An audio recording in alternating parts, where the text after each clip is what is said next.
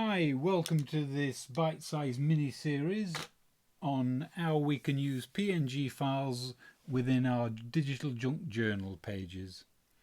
In this episode we'll be looking at using basic shadows. The first thing we need to do is to load an image into our page. We're using Word, but you can probably do a similar effect in Apple Pages or Apache OpenOffice, but in this instance I'm using Word, the 2019 edition. So we go to insert picture from file, then we're going to load a PNG that I downloaded from Pixabay, which is a nice image of a flower. There we go.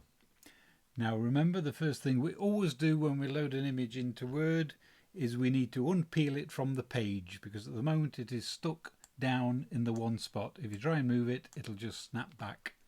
So to do that, we right click, go to wrap text, go to in front of text, and that frees it up so that we can move it freely around the page.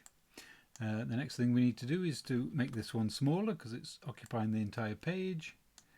And we just drag a corner and make it to the size that we want. What we'll do is make a copy of that again so we can compare one with and without the shadow later on. So I'll just right click, copy, right click again, paste, and we have a second copy.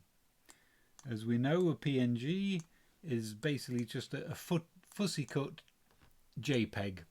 So it's been fussy cut out, so it has no border, no background, so you don't get a white edge around anything. Now we can right click the right hand one, we get the box around it that's saying we've selected it, and then if we go up to the menu at the top you can see that it says picture effects. If we drop down that tab we'll find one that says shadow, and that brings up the options of shadows that we can have. Today we're just going to look at the shadow that's on the outer side of the image, which is where your normal shadows would appear. We'll look at the other options at another time, and we'll just stay focused on the simple basic shadows. The images show you where the shadow will fall, which indicates the direction that the light's coming from.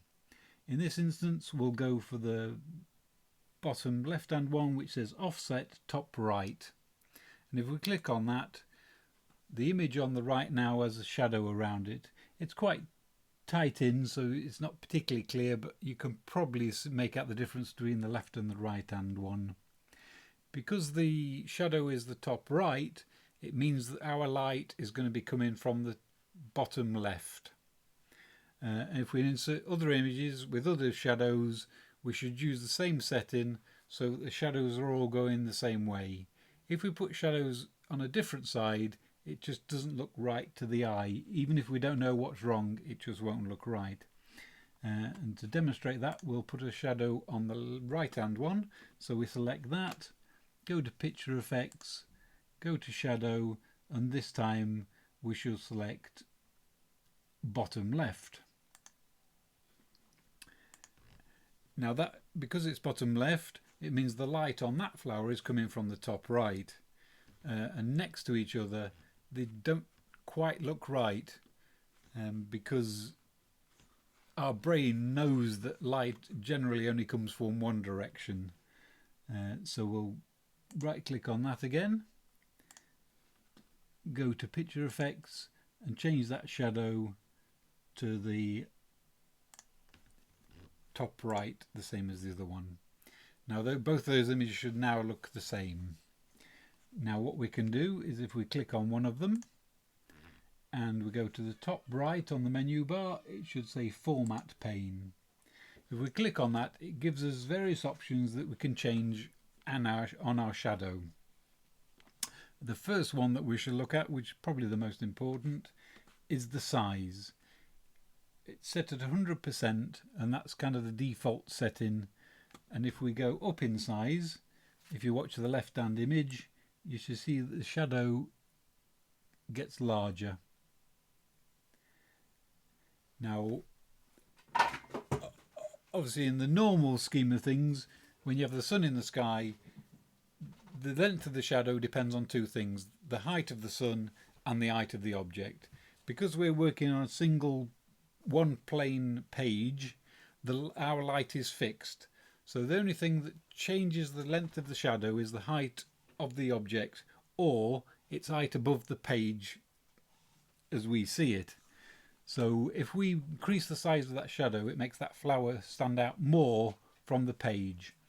If we then now go to the right hand one and put the shadow but make it not quite as big, then visually when we look at that, our brain interprets that as the left hand flower is standing off more from the page than the one on the right.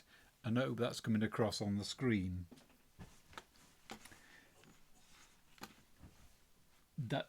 It's important that we have the shadows, particularly if you're layering things up, that you want some things to look like they're on the page, some are just off it, and some are further off it, just to give the illusion of a certain amount of 3D-ness, rather than just being a flat printed page. Now the other settings that we can look at are transparency, the top one. Now that is the transparency of the shadow.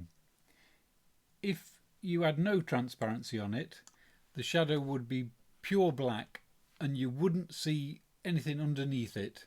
It would block anything that's behind it from showing through.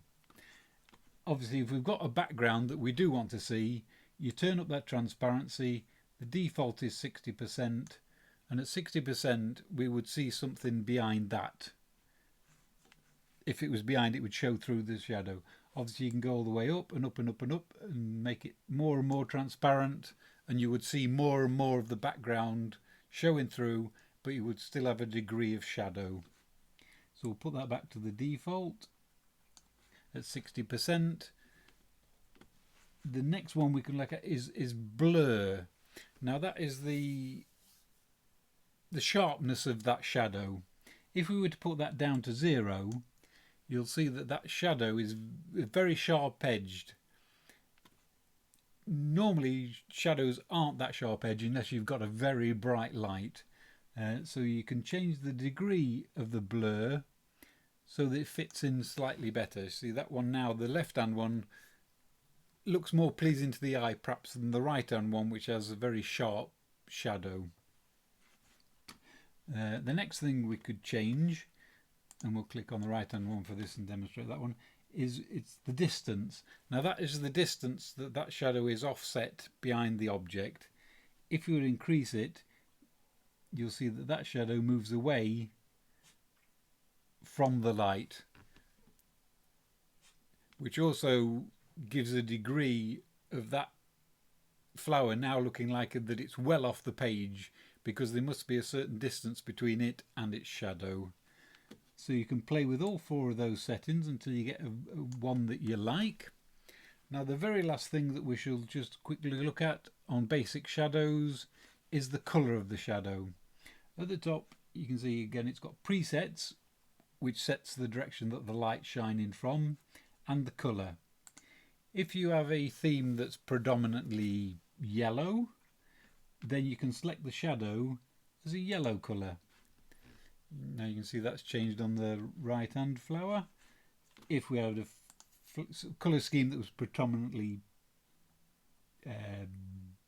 blue, then we could change that shadow to be more of a blue tone. And if we add a colour, let's look, we can go to more colours, and that brings up the colour wheel. If we had one that was more purpley, then we could set it more purpley, and that gives you more options to blend it all together so it looks like one coherent page rather than just having a black dark shadow. I think for basic shadows that pretty much covers all we need to know at this point.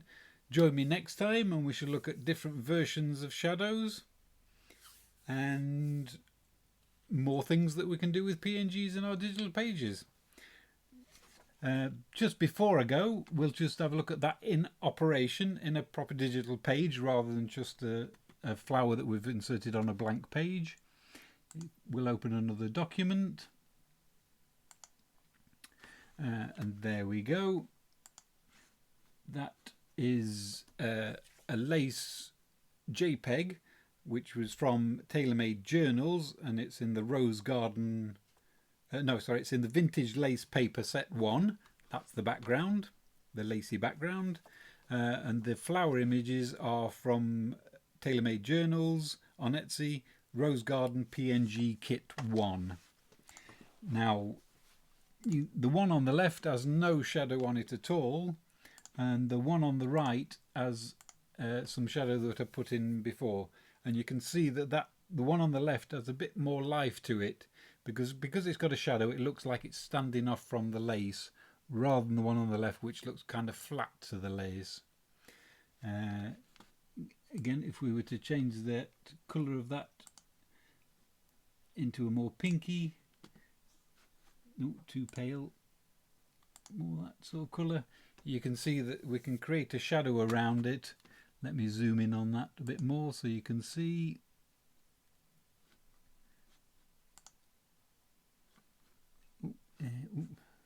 Probably a little tight in, but now you can see, because we've zoomed in there, you can see that is, let me just zoom out just a little bit, because I think that's probably too zoomed in for our purposes. There we go. Now you can see now that has got quite a nice pinky shadow behind it, which blends much more in with the colour theme rather than the pure black. If we change it back to black shadow, you can see that that's quite harsh next to it, as opposed to that lovely light pink that we had previously. So that's the life that shadows bring to your digital pages. Again, as I said, join me next time and we'll look at some different variations of shadows, and other effects will be coming in later videos. But we're keeping this nice and short and concise. Hope you can follow that. Join me next time. Thank you very much. Bye for now.